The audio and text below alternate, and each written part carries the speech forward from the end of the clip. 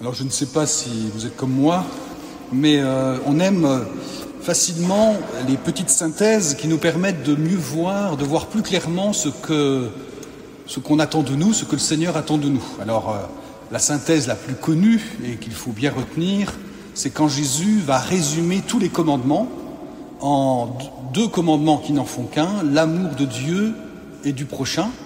Et donc ça, c'est un guide pour nous. On sait que si on n'aime pas le prochain, c'est qu'on n'aime pas Dieu. Et que aimer Dieu, ça nous invite à aimer le prochain. C'est inséparable, Jésus nous l'a expliqué. Et désormais, c'est une boussole pour nous dans notre conduite de vie. Alors il y a aujourd'hui, dans ce qui est proposé dans les lectures, un peu une sorte de synthèse aussi, une sorte de résumé qui nous est fait. Ce sont les béatitudes, vous savez, c'est le sommet de l'enseignement de Jésus. Dans l'évangile de Matthieu, les béatitudes sont beaucoup plus longues.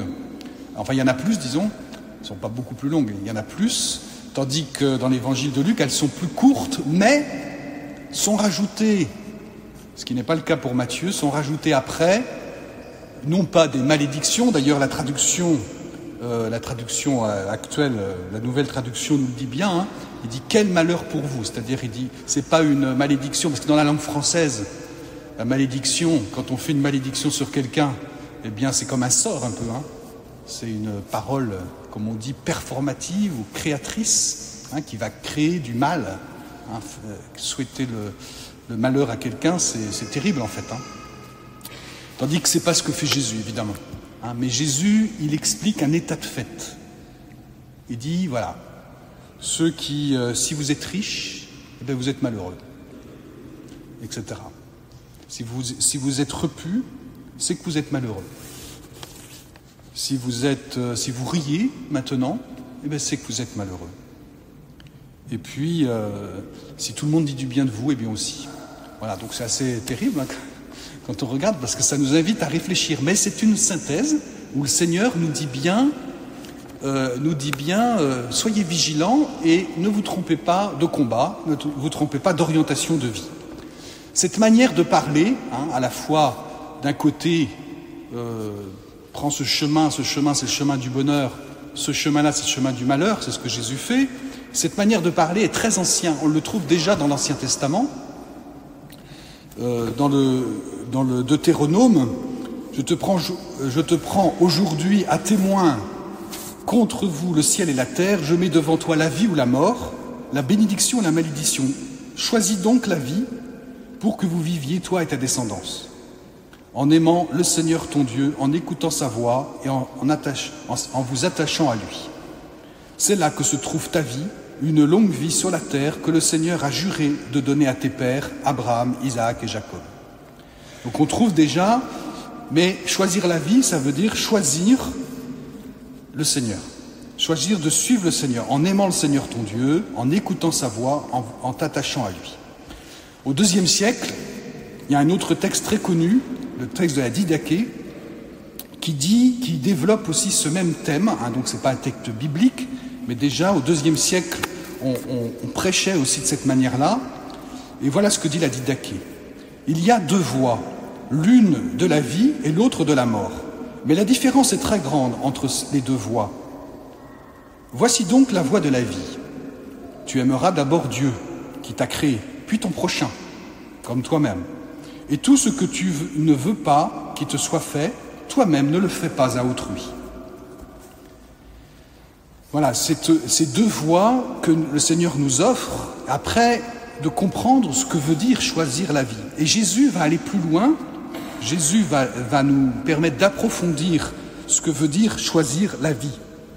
Des mystiques, des spirituels plus tard diront qu'il y a deux vies sur Terre, il y a une vie morte et une vie vivante.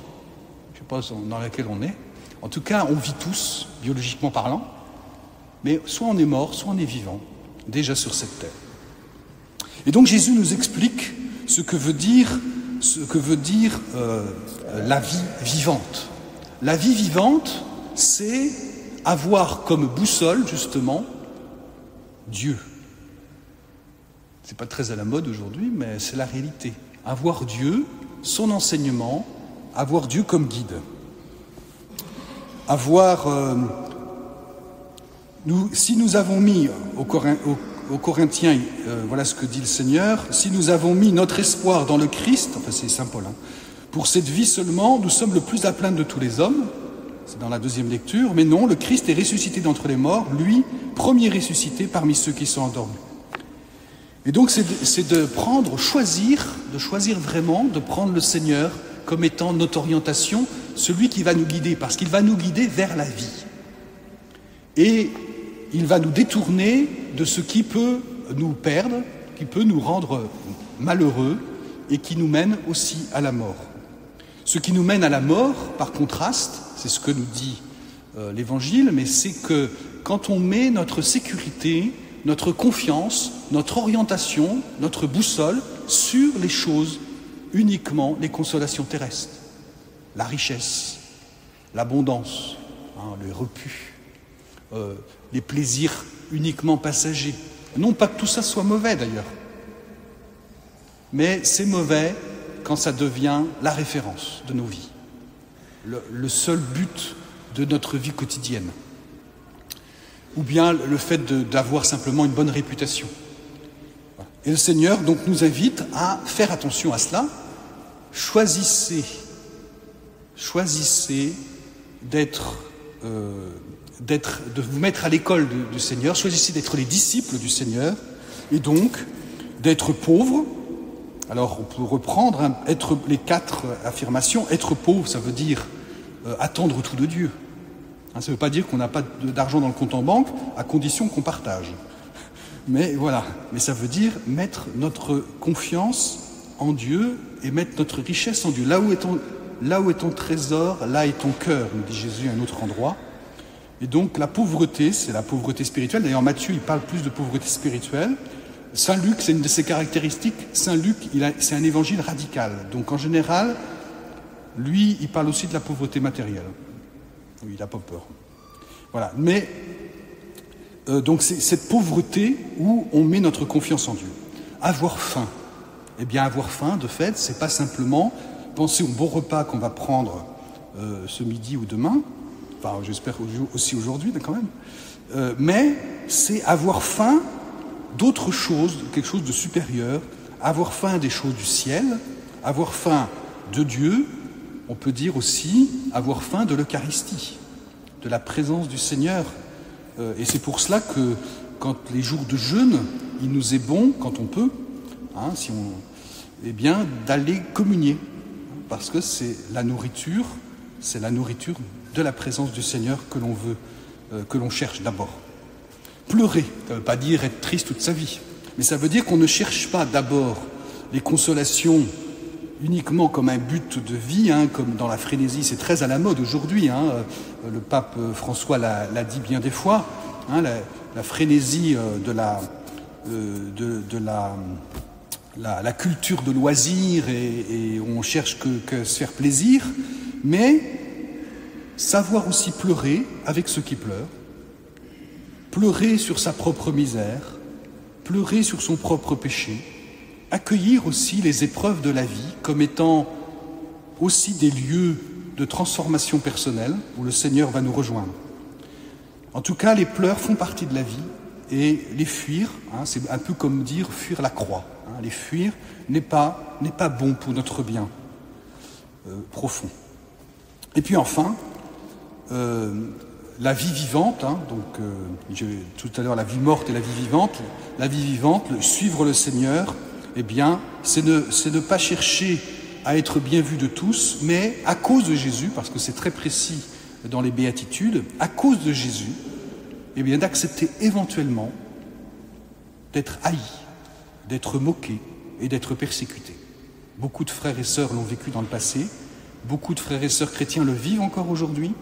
Alors nous, c'est pas trop le cas, mais voilà, accepter de professer la foi en Jésus et de prendre le risque d'être persécuté, moqué ou haï.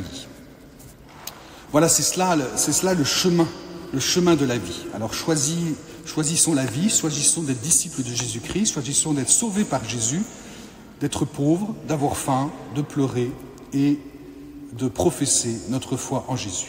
Et en terminant, simplement je vous ferai remarquer que les premières et la dernière des béatitudes, la première et la dernière sont au présent et les deux autres sont futures. La première, pauvre, les pauvres dès maintenant ont le royaume. Heureux vous les pauvres, car le royaume de Dieu est à vous. Autant dire que devenir pauvre, ce n'est pas devenir pauvre, c'est devenir riche. Car posséder le royaume, on est tous contents de posséder un royaume entier. Le royaume de Dieu est à nous dès maintenant. Et puis, les persécutions, nous donnent aussi, dès à présent, la présence du Seigneur, de façon, dès maintenant, le Seigneur peut nous donner sa présence et sa joie, y compris dans cette persécution. Amen.